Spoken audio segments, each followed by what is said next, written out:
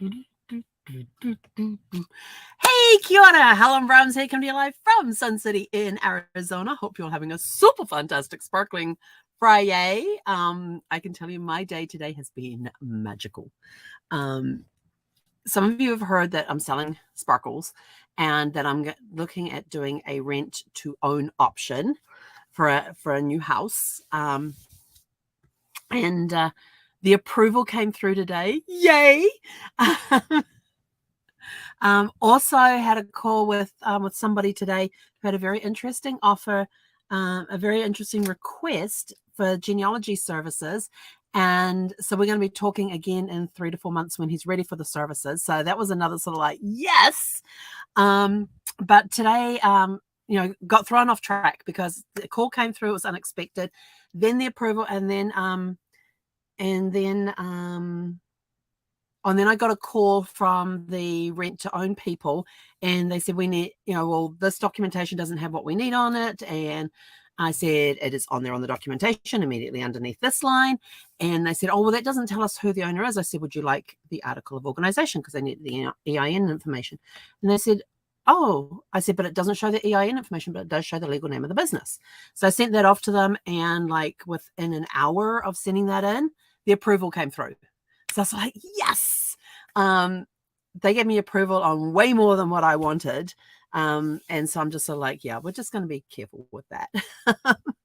And so then spent some of the morning going backwards and forwards with the person that I'm working with. And it ended up that this evening we went out, we saw 2 properties. The first one, definite. I mean, it was a great little place, but definite no. The one that I really, really, really had my heart set on would be denied by the company who actually goes and purchases the house that you then rent, because it had a solar lease on it. And I was like, damn it. I mean, like, this was like the perfect setup. It was a 2-bedroom house. It had a den, and then it had a garage, and then it had a tandem garage. So it actually had 3-car garage. And one side was tandem, and tandem is 1 car parks in front of the other. And in that upper car park area, I thought, and because the garage was fully insulated, I thought, oh, I could put a craft room out there. So I would still kind of get my 4-bedroom house for the price of a 2-bedroom. So it's like win-win. But then turns out that they have a lease on a solar panel thingy on the thing, and the company's like, no, we don't touch any solar things unless it is completely owned. They don't do any of the lease options. So I was like, damn it. So my dream place that I thought was going to get out the window. So now we're down to what my other options were. And so I had some other ones saved, that this could be a potential. This is a potential. These are potentials as well, and sent them off to the person I'm working with. And they came back and said, okay, out of that lot, we can go look at these 2 because the other ones are all in age restricted areas, which is another no, because they don't want any age restrictions on the place that they buy rental purpose. They want to be able to rent it to anybody. I was like, damn it, I didn't see that on the listing, or I totally missed it or something, because I was like being very careful with those things. Even when you're like searching and you say hide all the 55 plus communities, you still get a whole bunch of them in there because nobody checks the actual box to say it's 55 plus community. It's in the description, it's down in the other details for the property. So we ended up with 2 to look at tonight. Like I said, one was a definite no. I mean, it was a cute little place, and it may have worked. Could I make it work? Yeah. But do I have to? No. I still so out of, and then she sent me over. So I sent her over some more listings and stuff, and then she says, "Well, we can look at these 2." And then she sent me a couple of listings that she found, and I'm so like, okay, those are possibilities. And the 2 that she sent me are kind of in the same subdivision area. They're almost identical floor plans because they were built by the same company. In fact, they are the same floor plans. It's just they have different outside appearances on them. And one has an optional sliding door that goes out from the side of the house out in front of the garage, because the garage is actually at the back. But apart from that, the where the bedrooms are, where the bathrooms are, and all that, that is basically identical. One has a gas cooker, one does not. So guess which one I'm going after. Those that know me know I love gas cookers. I love cooking on gas. And so I definitely want to see that one. So we're seeing those tomorrow. And we actually got 4 lined up to see tomorrow. And so it was, I tell you, it was go today. And as soon as the approval was through and we started, she started looking through the list that I had created. I'm on the phone texting the dog sitter, can you take Zeffy? Are you able to take Zeffy this weekend? I need it today through Sunday because I'm going to be house hunting this weekend. And she's like, absolutely. And so got it all booked and paid for and everything else, and actually arranged for her to come and pick Zeffy up because she I finished work at 4 o'clock. She was going to be here at 4 o'clock to pick up Zeffy, and my first appointment was at 4:30, and I'm about 25 to 30 minutes away from the address. And so I was sort of like, I don't know if I'm going to make it on time or anything. But it all worked out well because the one that we were supposed to go into at 4:30 requested that we then go in later. I was like, oh, now I've got some breathing space. And so, so the dog sitter came and picked up Zeffy. I had everything, got everything ready for her. And Zeffy's like, what's going on? And Zeffy was up on the windowsill when she saw the dog sitter pull up in their minivan, and she starts going berserk. Like she's like running around, running backwards and forwards. She just didn't know what to do with her excitement. So I managed to get her still enough to put her harness on her, then put her leash on her. And as soon as I opened, I opened the door first, but left the screen door closed. And Zeffy's got her paws up in the plate because there's a piece in the screen that comes down, and there's a hole in the screen, a purposely built hole, so it's all framed, where you can reach through and open it and use the handles and the locks, and then it's got a solid slide piece that comes across that. And so I had opened up the slide piece, and Zeffy's there with her paws like sticking out the window and her back legs on the back step. She's trying to almost climb out. She's trying to get out to the dog sitter. It was hilarious. So we got her to calm down a little bit so I could open up the screen door, and then she goes down. She did not know what to do with herself. She was super excited because she's seeing the dog sitter, who she absolutely loves, her and her family. But then there's me. And so she was sort of like not quite sure what to do, but she got super excited when the sitter came here. So it was really cool. So handed her across the bag, walked her out to the car or to the minivan and that. And Zeffy did her little circly thing to jump in and got in there. And she had no problem jumping into their car. Other time, I don't think I've ever had anybody pick her up before, but when I've dropped her off at places, it's sort of like, she wants to go with them, but if I'm not walking with her, so I will like start walking with her till she gets through the door, and the person who has her on the leash gets through that door, and they can close the door, and then I turn around and head off, and I can hear her crying. But this does not happen with this dog sitter. And so they came and picked her up today. They'll drop her off on Sunday, and so I'm now dog free for the weekend, even though my appointments to see the 4 houses are tomorrow afternoon. I've got stuff that I need to get done in the morning time frame. So not sure how much of that I'm going to get done, because I suddenly thought, I can sleep in. Yay! And I don't have to worry about getting up to walk the dog. Yay! Sometimes it's nice to have a break for the weekend. I know that she's been very well taken care of. I know that when I get her home on Sunday, she will basically just want to go sleep, and she will sleep all on Monday. Because when she's over at their place, she's kind of, there's so much going on with kids. Normally it's just her and I, and we just kick back and relax, and she has some scratches, we play and that sort of stuff, do some training. And when I'm working, she'll be sleeping. When I finish, she's up, she's active. But over there, it's go, go, go all the time, because, and this is going to be the weekend, so the whole family's going to be together this weekend. Normally she's got a break during the day where there's the mum and their toddler, and then the kids come home in the evening, and then the husband comes home from work and all that sort of stuff. But she's going to have everybody home this weekend. I don't know if any of the kids play sport or have any sporting activities on or whatever, but Zeffy's going to be with them, and she's going to be having a blast, and she's going to be like on alert all the time. So she'll come home and she will crash, and Monday I probably won't see anything of her because she'll be curled up in bed asleep, and we'll get up, go for her walk, come back, and go back to bed. So it has been an incredible day. A possible contract work coming up in about 3 or 4 months. Being able to start looking for a house is just really, really cool. The second place had this really cool, had this beautiful master bedroom. great master bath, although the frame of the walk-in shower kind of needs replacing. Because I looked at that and went, yuck. But the inside of the shower was very clean. Not like the first place we went to, I looked behind the shower curtain and went, yeah, that needs a clean. You can see soap scum everywhere. It was disgusting. It was gross. And they had good-sized bedrooms. It's a corner lot, but that's okay because the backyard is fully fenced with a high concrete block wall. So I know that Zeffie's going to be completely safe out there. The only problem is with the backyard is that they have that sharp gravel stuff on the backyard that's kind of chunky, and it's got all these like sharp edges and stuff. And I know Zeffie hates walking on that stuff. She won't even run on it. There was a dog park at one campground we had, and that was what they had laid out in the dog park, and she refused to play chase with any other dogs because of this stuff, and it hurt her feet. It just hurt her feet. It didn't cut anything, which I was thankful for, but it hurt her feet. So I was just like, poor Zeph. So having a backyard full of that would be like, yeah, I've either got to replace it or put something on top of it that will help protect her feet. So yeah, so talking about different ideas and things. So the second one is a maybe, and I've got 4 to see tomorrow. At least one of them has a gas cooker. Yeah, the first one in the kitchen, there was not a lot of space between the cooktop was really cool. It had 5 burners on it.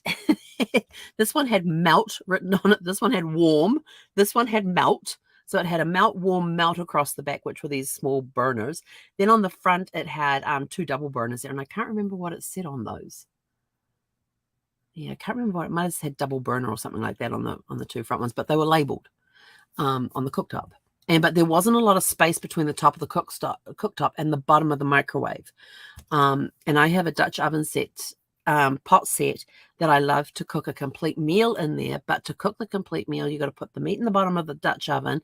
Then you put a rack on top, and then you put dessert on top of that. Put it all in the Dutch oven, and the top of the Dutch oven has like an element, is done in such a way that you can use it as a cooking surface on the top. And so because you can actually turn the Dutch oven lid upside down and actually use it as a stir fry pan or something like that.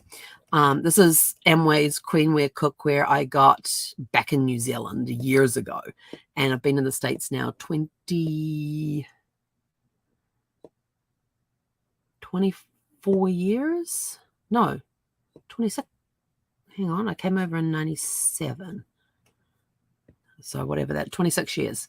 So I've had that cooktop, this cookware for about 30 years, and it's still in really good condition. It works really, really well. And they have this, like I said, they've got this cooking surface on the bottom on the top of the Dutch oven, so you can actually use it on an element or not. But then you can take a pot, you can put stuff in the pot, and then you can turn another pot upside down and put the small saucepan on top with its little pot lid on there, and you can have this whole thing cooking on low for about an hour. You wait till it flutters, and then you so start off on high heat, wait till it flutters to form the seal, and then you turn it down low, and that forms the seal, and it becomes like a pressure cooker inside, almost like a pressure cooker inside, but without the amount of pressure that a pressure cooker has. And you can cook a whole meal. You can put the meat in the bottom, you can put the dessert in with the meat, you can put some root vegetables in with the meat too, so they're close to the thing. You can put some other vegetables in there and maybe do a sauce or a gravy on top. And you can cook it. But when I was looking at this cooktop in the first house, I was like looking at where the first burner was and where how far the microwave came out, and I could get the Dutch oven in there and one pot on top of the oven with a lid. That was it. And I was like, yeah, that ain't gonna work. And plus their rooms were very, very small as well. They did have a really nice master bathroom, though. It was a very nice master bathroom. I liked the vanity unit in that one. And they had some good storage spaces in there.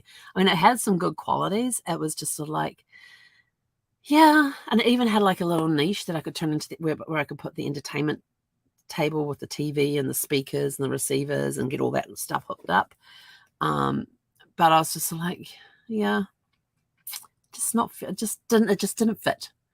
And the second house we went to, it was nice, great layout, nice flow to everything. You've got the master bedroom at the back of the house. You've got the other 2 bedrooms up the front on the side. And they had a bathroom over there as well. Master bedroom was gorgeous. It was nice and large. I had enough room to put like, a king size bed and like a whole bedroom furniture suite. Nice walk-in closet. Bathroom was nice, except for the only thing, and they had this shower curtain across the front of the shower, because I had to pull it back to see if it was a walk-in, or because I thought, oh, this is a shower over a tub. Why else would they have a curtain there? Yeah, no, it had the sliding doors on. It was a walk-in shower, but the frame for the walk-in shower looked a little past it. But but all the flooring was replaced not long ago. Their carpet looked like it was just brand new. And yeah, it was nice. And they even had a pet door to get out into the backyard.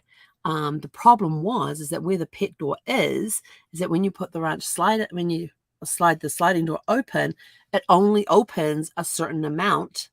And I had to turn sideways to get through there and barely fitted. Because this other area takes up so much, but there is a way that you can actually take all of that out and have the whole door thing back again, I'm guessing. But yeah, and it had a good sized backyard, but they had that little sharp, gravelly concrete, little sharp stone things in there that Zeffie just does not like. Yeah, all she did at the dog park when we were at that one is that she would literally pick her way across the stones. And sometimes she forgot and started running, and then she'd sort of like stop and then start picking her way back again. And I'm sort of like, who in their right mind in a dog park at a campground would put down sharp edge gravel? And I'm like, that's not good. If it was me personally, I would have ripped it up and put down like there's certain artificial turf that you can get that is designed for pets, where you just go in and you just spray it down. I would have done something like that in there. Or some sort of different stone that had a smoother surface on it that wasn't, more like a gravel or something like that. I don't know. But and that was my only drawback on that. And then was standing outside, and like all the wooden pieces had these little nails set. She goes, oh, you can put Christmas lights up. I said, gee, that was Brad's job. I don't do Christmas lights. That was Brad.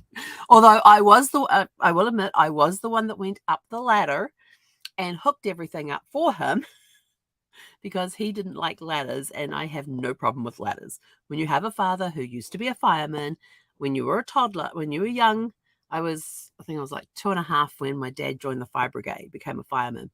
And he was in the fire brigade for 4 years, 5 years, something like that. And during that time, he taught us kids how to climb ladders. And so even when we went to the playgrounds and we went up those big tall slides and stuff, we were not using the handrails. We were running up the rungs, or up the steps and stuff, because it's hands on the rungs and you go opposite hand, opposite foot, and you do that up the thing. So you've always got something in contact.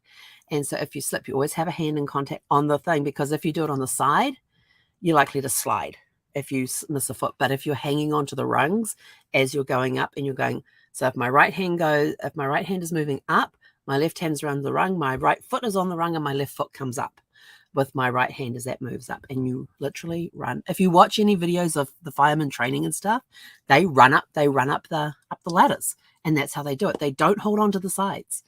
The hands and boots only go on the sides of things if they have to get down the ladder really quick. But otherwise you're running up the ladders and stuff. So because I was comfortable on ladders, basically growing up around them, I would go up on the ladder and put the lights up there for Brad. And I had no problem getting out and walking on the roof either. It was so funny watching Brad's face when I would, I'd go into our bathroom, and we had 2 windows. And if I had to go out and adjust like the satellite dish after a major storm had come through, I would go into the bathroom, stand in the bath. It's about the only time I ever used the bath. I am not a bath person. And we had this big 2-person jacuzzi tub, and Brad loved getting into that. And he would be up there for hours. I think I used it with water in it like all of 2 times in the 12 years we were in that house. I am not a bath person. And like Brad would say, oh, you're going to go and have, I said, yeah, I'll go have a bath. And I'll get in the bath, I'll get all comfy, and I'm sort of like, sit there and I read, and I'm like, after 5 minutes, like, right, I'm done. Put my book down. And I'll be back downstairs like about 10 minutes after I hopped into the bathtub, and Brad's sort of like, did you have your bath? And I went, yep, because you weren't in it very long. I says, I don't sit in baths very long. I overheat. I overheat in baths, in jacuzzi tubs. That's what, in jacuzzis and hot tubs and that sort of thing. I overheat too much, which is why I hardly ever use them. So I would stand in the bathtub. I would open up the window. I would take off the window screen, bring it inside, and then I would climb out onto the roof. And Brad, so anyway, I could get onto the roof. Because it would get onto the roof of the garage, which is where the satellite dish was, and over the family room in the garage area. You could step out from the bathroom window upstairs. And I would go out and I would do the adjustments on the satellite dish, and we'd have our little walkie-talkies so that we could talk backwards and forwards to adjust everything, and he could watch on the thing about the number of degrees and all that sort of stuff. And then once that was done, I would tighten all the little bolts and nuts things up and climb back in the window, put the screen in place. One time he came out on the deck to talk to me, and I looked over the edge and go, yeah, what do you want? And he's sort of like, don't stand so close to the edge. So yeah, but anyway, how the heck did I get on that? I don't know. But yeah, so it's been a very exciting day with what's going on. I'm looking forward. I've got 4 houses to see tomorrow. Maybe the right one is in there. I keep hearing about, when you walk in the house, when you walk in the place, you will know, you will instantly know by the feel of it if you're at home, and that's the one that's right for you. The second one that we walked in today kind of had that feel. It sort of had that feeling, which is why it's a maybe. But it's not set in stone as sort of like, yeah, I felt like I've come home. But there are other ones that are coming up that are similar to the ones that I have really liked that I've seen online that I can't have, at least now anyway. So maybe it's the floor plan that I'm liking. I just got to find the right one with the right floor plan. Because I've had visions of walking from the garage into the house, and the way I go into the house and where it comes out and that sort of stuff. So I guess I haven't come across that one yet, but I will know it when I see it. I will know it when I feel it. And the second one was really cute because the people had obviously been told when somebody wants to come through the house, this is what you have to do before you leave the house, which is what I was told when we were selling Virginia, is that you go through, you turn on all the lights. You leave all the lights on so they don't have to worry about finding light switches or anything else. You lock up the dog, or preferably take the dog with you, or lock it up. But what was really cute is that we went and all the lights were on, and so she said, and so I remembered that from Virginia having to do that, and we went into opened the store, which was the laundry, and there was a door there to the garage, and on the door to the garage was this notice that the dog is in the garage, but is in its kennel, or some sign like that basically said the dog's in the garage in a kennel. And so I opened up the door to have a look in the garage, and you could tell they were getting ready to move. There was a lot of stuff already packed up, and I'm like looking and going, I don't see a dog kennel or a dog crate anywhere. And there was a car parked in there as well. And so my friend had a look as well, and she suddenly goes, oh, well, they're definitely getting ready to move. Look at how much stuff they've already got packed. And then so she's like looking around, and she goes, oh, there it is. And I'm like, where? And so she points out and says, see the pink horse? I says, yeah. She says, it's right underneath there. And I'm like, oh. She says, but I don't think the dog's actually in there. Because it didn't make any noise or anything. It didn't pop its head up or put its nose up against the crate to see who's there, who's coming in or anything. So it was it's been a really fun day. And there is potential out there. We just got to find the right one. And maybe it was the second one we saw today. We will know more after I see the other 4 tomorrow. And tomorrow I will be on late again tomorrow. I was on late today because our second one finished at 6 p.m. It was starting at our second one was a 5:45 appointment. Tomorrow our last one is at 6 p.m. or 6:15 p.m. So I don't know what time I will be on tomorrow night, but all I can say is have a super fantastic sparkling rest of your day. Enjoy your day tomorrow. And we will be on tomorrow night sometime after 7 p.m. Pacific is all I can tell you. I'm sorry, I can't give you a more exact time, but I know that our last appointment is at 6:15, just as the sun's starting to set. So that's going to be really cool to see what that's like. Oh, and the other thing that we've been doing is that taking the cell phone in with us. Oh, I have my cell phone on me anyway, but walking around with the cell phone to see how many bars of service do I get. Is it going to work with my cell phone out here? Because, of course, my cell phone is my only form of communication as far as phones go. So at the first place, I was getting 1, maybe 2 bars, depending on where in the house I stood. And I was like, and it was 5G, which was good. But I was sort of like, yeah, no, I need more reliable service than that, because my internet is also with T-Mobile, and is also 5G. And here I get 4, maybe 5 bars on my internet connection, and it's in a box. And they say the higher up you have it, the better. But mine's actually sitting on the little table next to the recliner. I tried it up, like where I have, I tried it up in different places and like some of the cupboards and things, which put it closer to the outside. And I even put it on top of the passenger seat by the window, and it didn't change. So I was like, fine, it can stay here on the table. But yeah, seeing it in a house is going to be fun. Maybe I should take it with. And then we were in one room, and I was sort of, this one room in this one house. I thought, I wonder how big this room is. Oh, I forgot I have a laser measure thing. So I'm packing up a little bag tomorrow so that I can take it with me. And then there's going to be my laser measure if I want to quickly check the size of a room. And of course, I'll have my phone with me. And my friend kindly gave me a pen to use, because I had walked out of the house without paper and pen with me. And because she's standing outside, she said, well, you can just write down notes. And I sort of thought, and I went, oh. She looks at me and she goes, what's that? I says, I don't think I even brought paper and pen with me. So she happened to have an extra pen in her car that she loaned me. And of course she had all the, she's got the documentation written out for the MLS listing sheets that they do for every house that we saw today, and the ones we're all seeing tomorrow, in the order that we are seeing them. And she says, yeah, and so you can take notes on them and that sort of thing. That's when I looked at her blank and said, I don't even think I brought pen and paper with me. So she took care of that. We got it done. But anyway, I've rambled on long enough. Have a super fantastic sparkling evening. Enjoy your day tomorrow, and we will see you back here sometime after 7 p.m. Pacific. Sorry, I can't be more specific on what time it is going to be exactly, because I don't know how long it's going to take us to see the last place. And then of course I have to get home from wherever the last address is. So it may actually be, definitely be after 7 p.m. Probably closer to 7:30, but I'm not promising 7:30, but you'll just have to see if I'm on and when I'm on. Okay.